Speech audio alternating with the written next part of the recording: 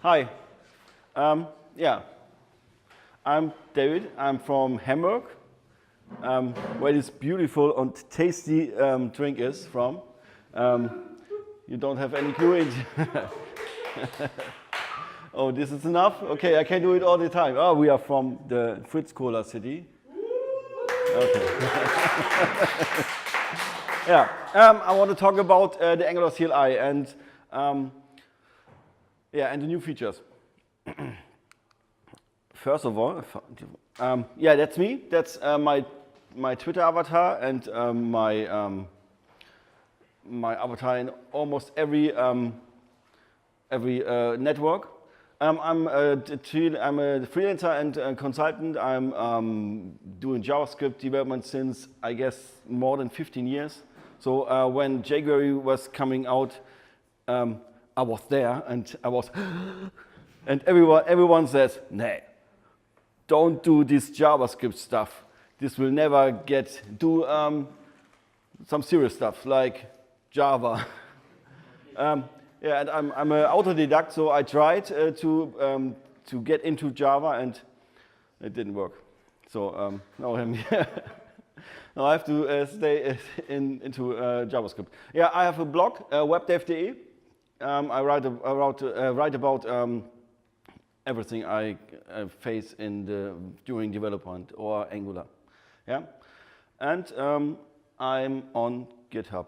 So maybe, if you want, after the talk, the source code will be there. And of course, I'm at Twitter, because if it's not happened on Twitter, it's don't happen anymore.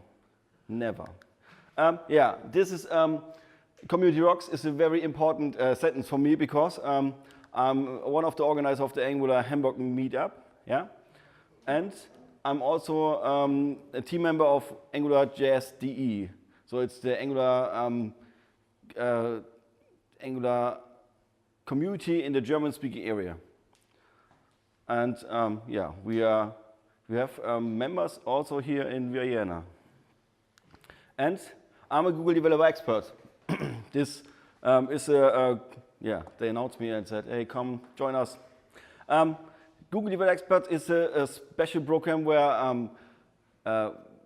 you can't go there and say, "Okay, how many should I pay to get one?" They come to you and say, "Okay, join us. Are you interested?"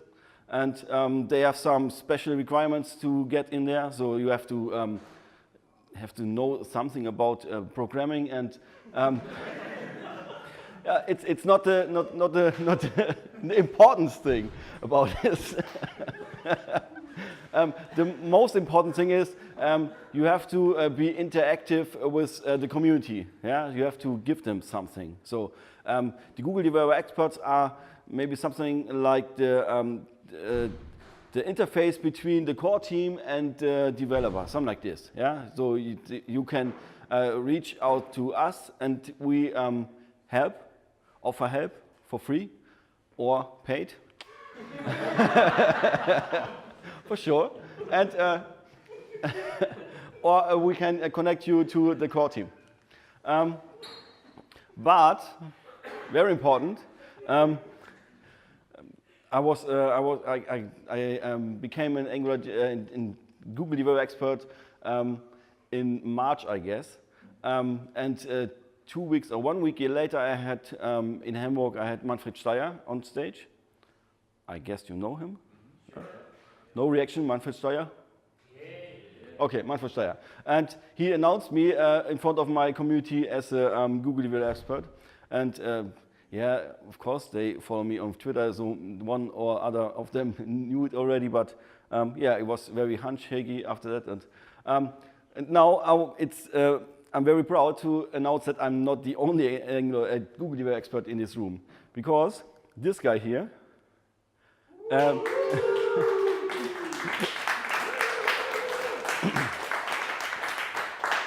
this guy here also became one.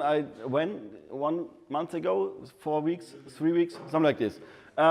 So the Google team or the Google Developer Expert team noticed him and his effort for the community, and he made all the the steps for the interviewing steps, and now here's one. So we have to drink a beer or 2 or 5 or 6, 12 to get after this. Okay.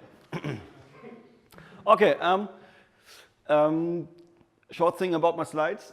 They are very technical, very non-technical, of course, and I'm not the only one who was working on the slides, because I have kids. It's more than one, and it's S kids, and they are very into Lego. Yeah, you know Lego, this plastic bricks and stick it together, and Lego movie and stuff. And I came to them and said, okay, I have this idea, and I need this, and this is my idea. And they came up and say, okay, but let's do this, and they helped me a lot. So 75% of the slides are by them done. Okay, so if you like them, I have to pay them some. They are not on Twitter as far as I know. So, but okay, it's a story. Somewhere in the city, these two guys. This is Mary. It's very important that you get to know the names, because there's a hidden joke. So I don't spoil too much. This is Mary. She's a CEO of AwesomeSoft, and this is Peter. Yeah. He's the HR manager. This wasn't a joke. That is coming. Okay. And and they just on the way to lunchtime to get some lunch in the break. And Peter just had an interview with a candidate, and they are talking about this. This candidate, Paul. This is a joke. Paul, Peter, Paul, Mary. Peter, Paul, and Mary. Okay. We are too young, too old, but bad jokes are all the jokes.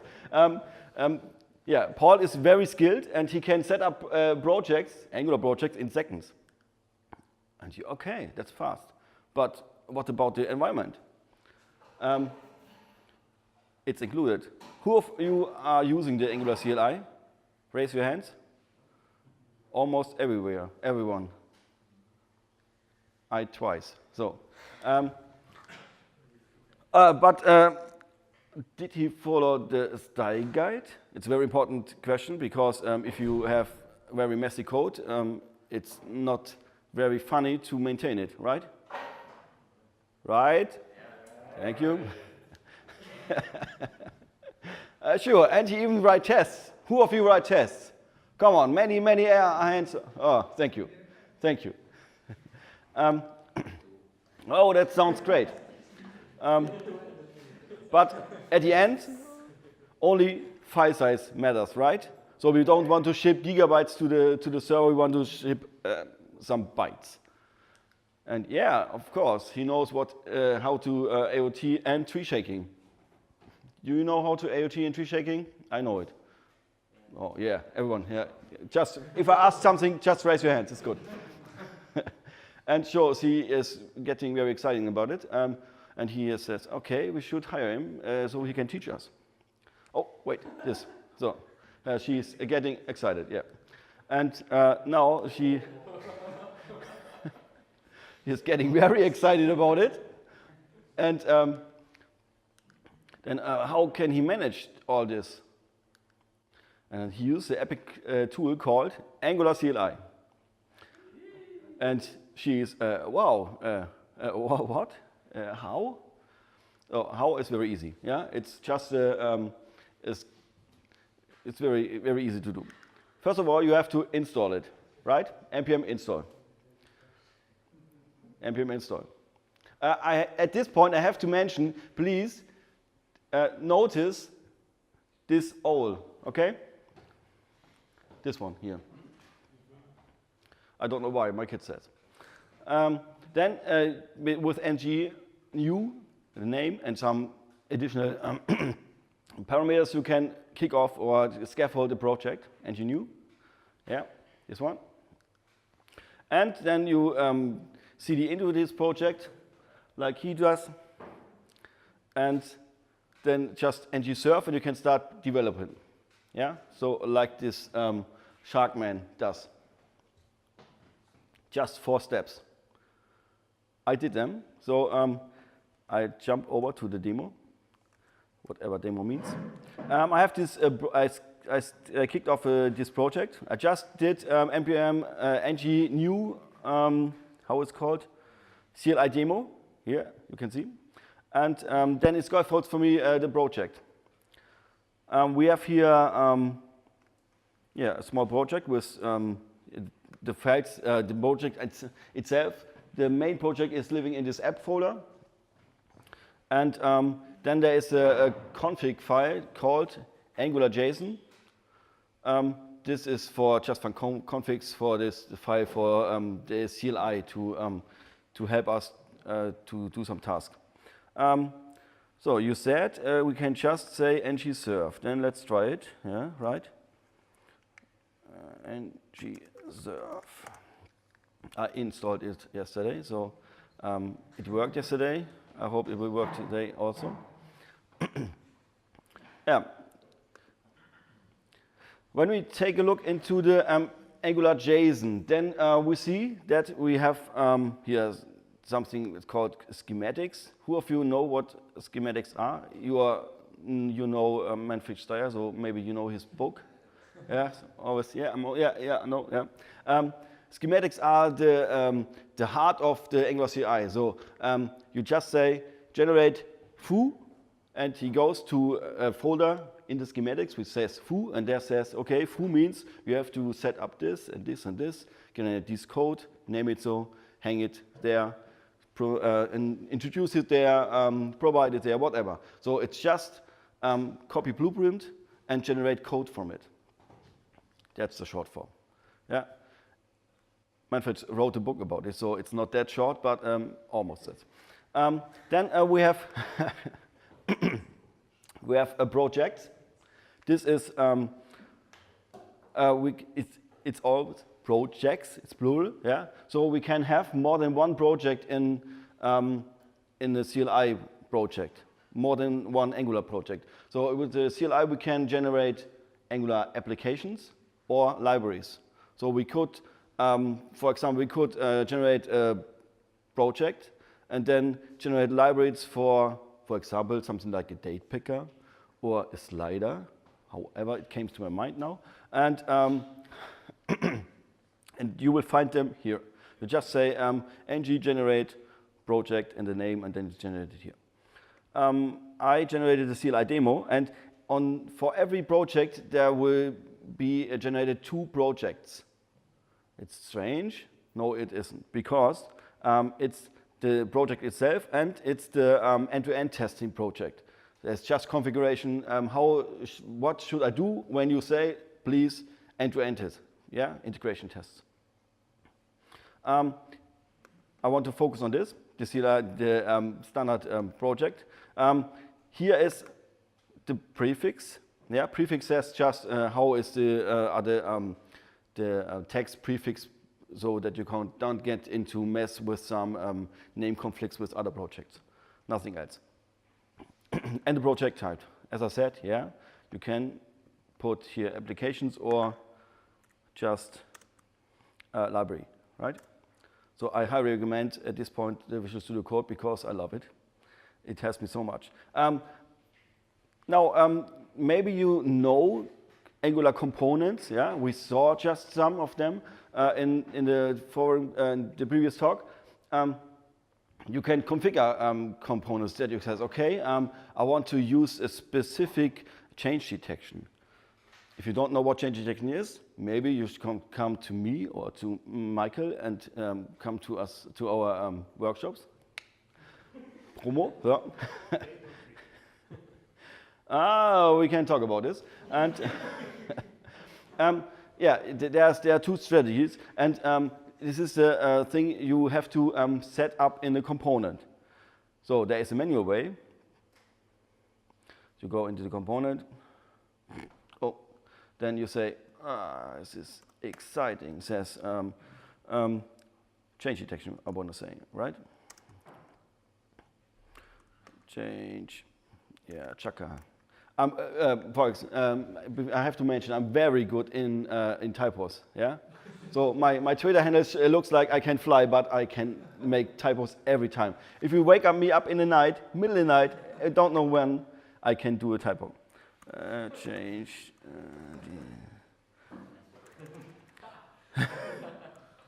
So I just said I love the CLI, and then it fucks up and leave me alone. Okay. Yeah, you can set up this command or this parameter which change detection you want to use in the component. You can do it manually, but you can also say, okay, I want to have all my components with one specific strategy. So it could be an extra task. So if you have enough time and want to get paid for too much work or do stuff which isn't very needed, then you can do it manually. But you also could say, let's go to schematics. Schematics, I said, schematics are the heart of the CLI. So if we say, okay, for components example, there are a schematic which says, if you want to generate a component, then we want to use this. So you can set configurations for the schematics, for the components. That means we could say, we want to set the Angular component schematics. And here we want to say change detection. And here we could choose which one. Thank you to the VS Code. I say on push. That means now every component I generate from now, will get the change detection on push. You say, it's nice that you say, I don't believe you. Okay, let's generate one. ng generate component. Name component. Thank you. I was expecting exactly this. And the next one will be bar and bus, whatever. So my machine is going slow when I have this screen recording. So it generates the folder foo somewhere here and my component in there. And when I click on it, then it says, hey, change detection strategy is on push. Ta-da! Awesome. There are many options that I could set in the, for components. If you use a smart IDE or a smart editor like Visual Studio Code, then you can just Steuerung SCRG space, and he will help you. So, for example, if you want to if you are building a library, then you want to export your components that the consumer of your library can use it. So then you can set export for true or flat or whatever, or you can set even the view encapsulation. It means I want to use, for example, the shadow DOM, or I want to use none, which is also a valid approach. But I want to go native. And this is for sure doable for everything, yeah? Like which we can generate, like a class, a directive, or a pipe, or even for a service.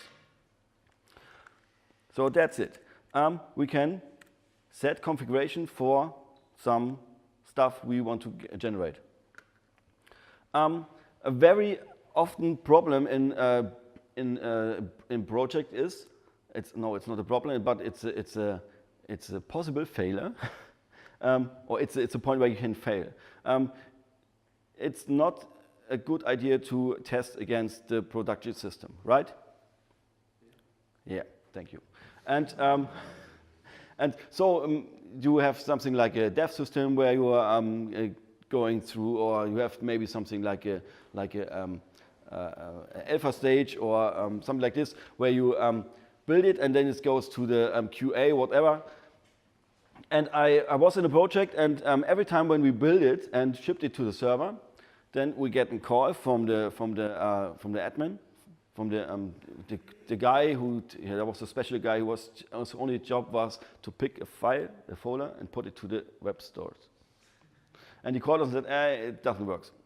And then we every time the guy who's built goes there and says, okay, it was the wrong ID, wrong URL from the database or from the whatever authentication service, whatever. So the endpoint of the REST service was the wrong one. We can configure it in the CLI. We can configure it, and there are something called configurations. Yeah, there is a configuration called production, and we can set own configurations like test. Do you want to go test? No, not test. Let's do. Here's bar. So mind-blowing names. And in this, colon, give me your colon. And in there, we can generate replacements, file replacements. That means we can say, okay, in our if we build for a specific configuration for specific stage like production or alpha or whatever, then we can please use this file or this file. We could also replace services. We could say, okay, if we want to go to the production, then we want to use the production service, authentication service. If we if we are on local, then we use the local service, and in alpha, you guess it, alpha service. It sounds weird, alpha service. So it's just replace. Thank you for this. And a string to the file which we want to replace. Yeah, like I take this. I know.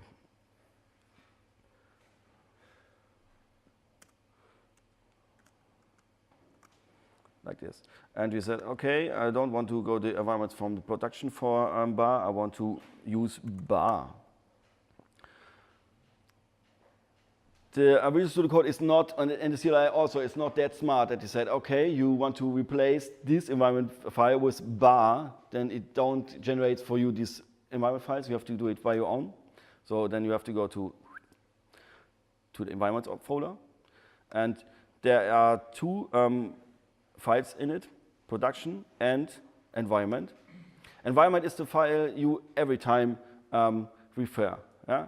Because it gets replaced, but with the same name. So I can say something like this. So I got in typo, as said, so I copy the stuff and say .ts, and I want to go to bar, right? So bar. And then I have to copy this and put it in there. You have to be sure that every stuff you define in one of these environments, you have to define it in the other, because then you try to get some or import stuff from which doesn't exist. So, what can I do with this stuff? For example, I could say I want to set the URL to my backend, right?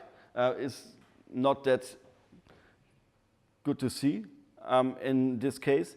We could say let's define a color, because colors are beautiful. I love this green, beautiful green. Okay, I have to export color. This was Bob Hope, right? Export, no, not this, const. Color, and then I say I want to, no, not this, color red, because red is an ugly color.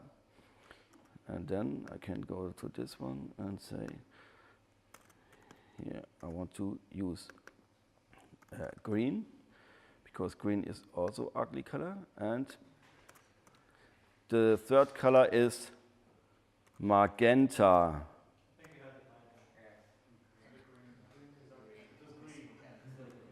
I have a typo. Oh yeah. It was just for you. So what can we? How can we check if the environment is picked up? Let's check if my surf is working. Yeah, it's there. It means we can go here and kick up the server, kick up the browser, and say hello. Is it you? And the browser says, yes, I'm here. He said, hello, app. Now, let's go here and say, I define a variable here, name it color, and I want to have color. And the CLI says to me, hey, there are a color in environment, and there is a color in production, and there's a color in bar.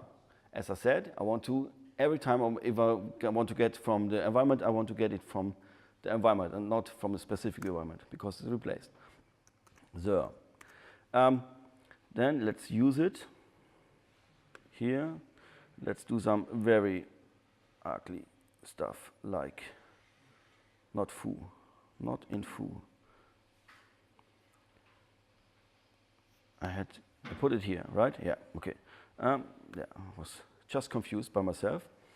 I can this also very good. Let's define a style dot color. This is the template syntax.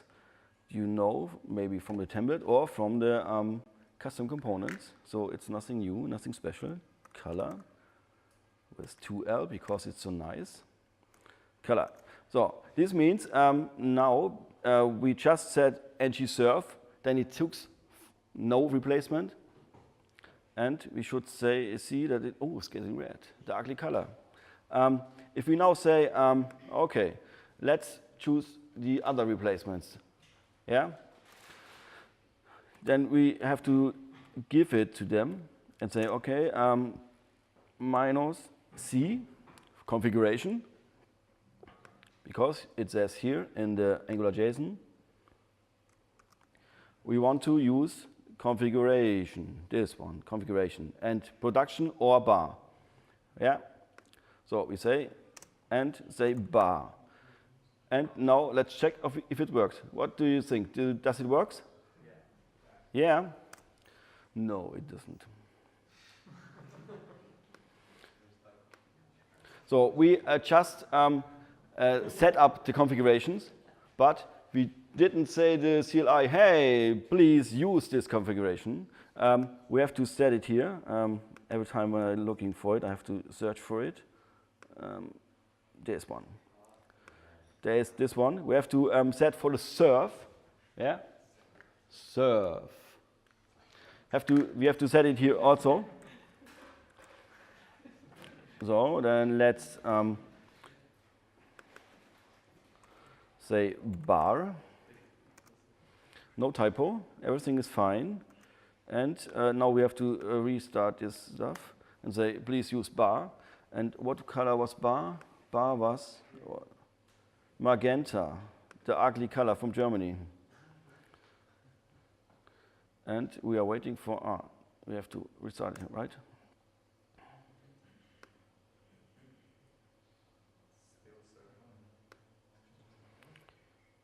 Everything is saved? Yes, everything is saved. And this one is waiting for something.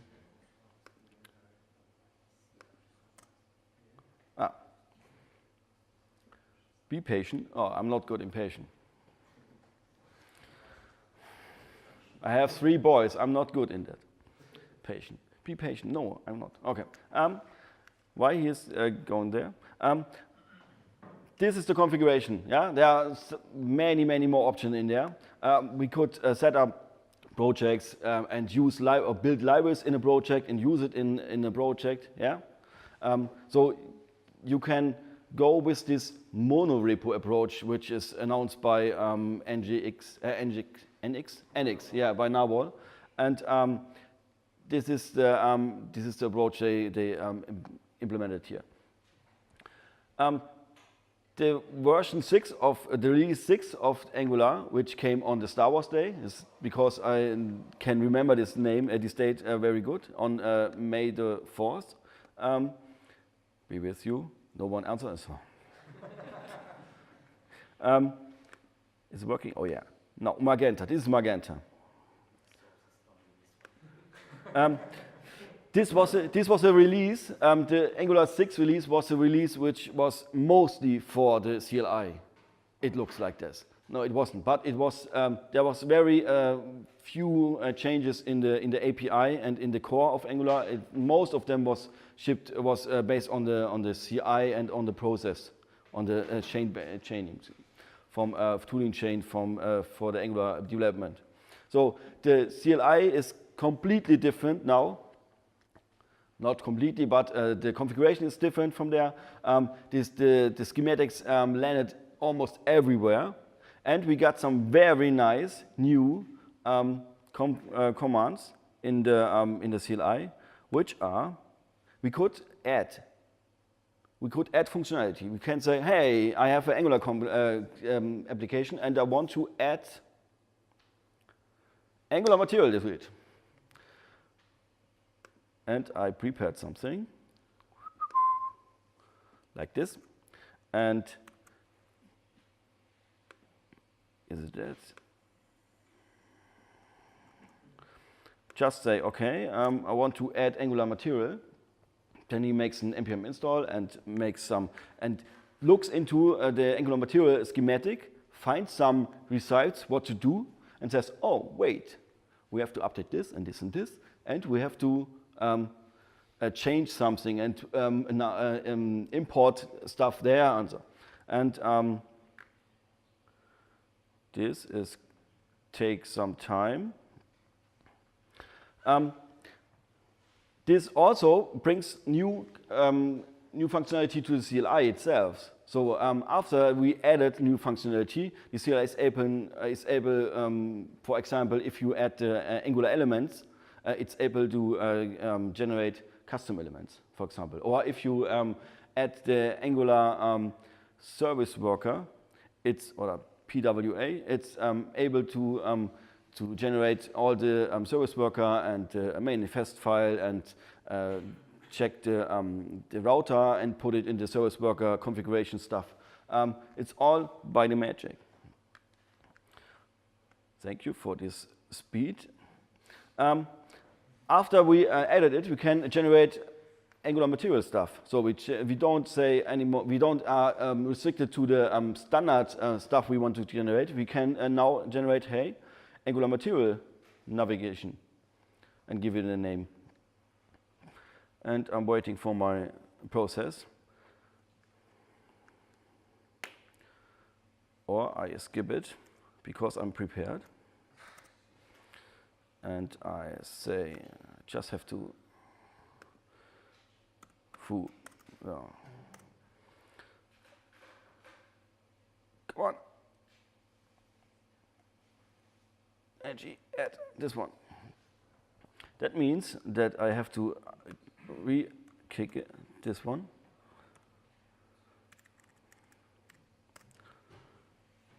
And I have added it here. I run these 3 commands. I added navigation and a dashboard. And now my application looks like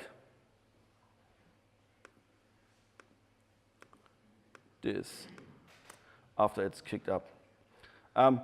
Magically, it adds new functionality and imported the new components from the Angular material.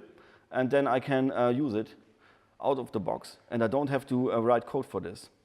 So it's magic when it works. Oh, come on.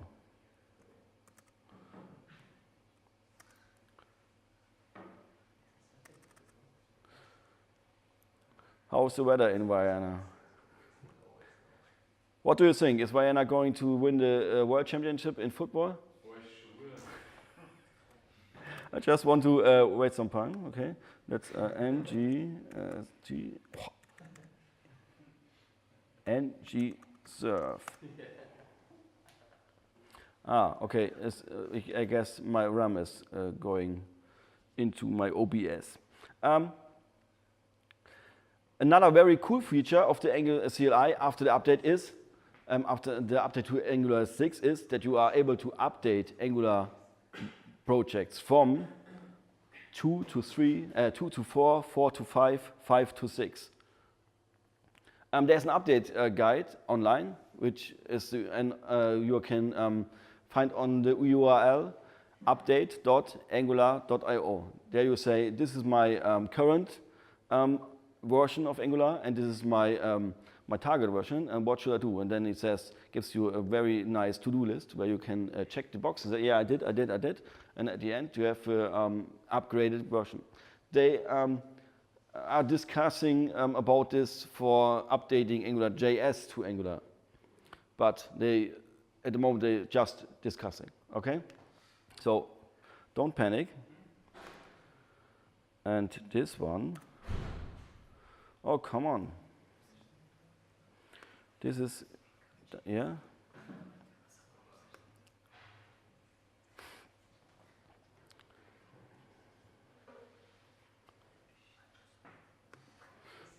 Yeah, I'm waiting for my process. And yeah, what else can I say?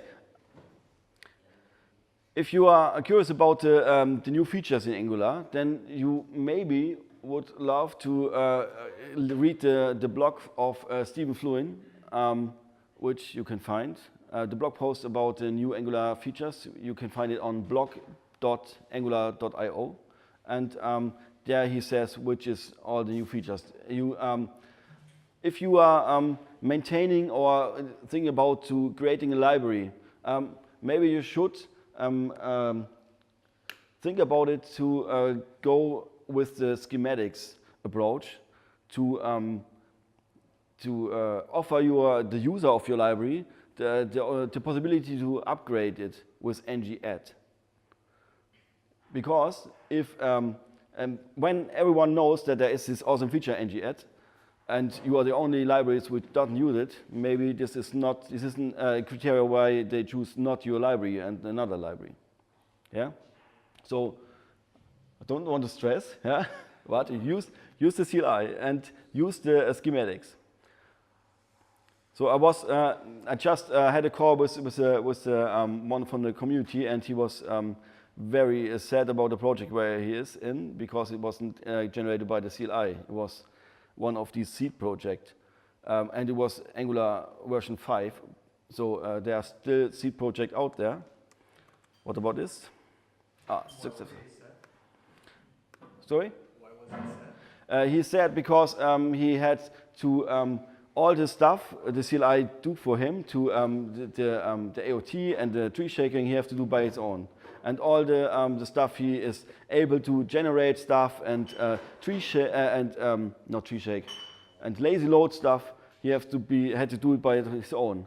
So this is stuff he has to maintain the webpack config and all the stuff. Yeah, there are possibilities and there are ways and tutorials how to do. But if you get some tooling which is maintained by a very big community and a very good core team, then I would stick to this and not to a seed project which is maintained by 2 people. And the last, it was very funny, the last last commit on this project is about right after the version 5. And since then, nothing else. So that's the reason why they can't update to ng6. So this is the stuff the CLI generated for me. Everything I had to do was ng-add, ng-generate, and, of course, the nav component, and set up a router to come up with the my dashboard component, which is the dashboard you see in the middle here.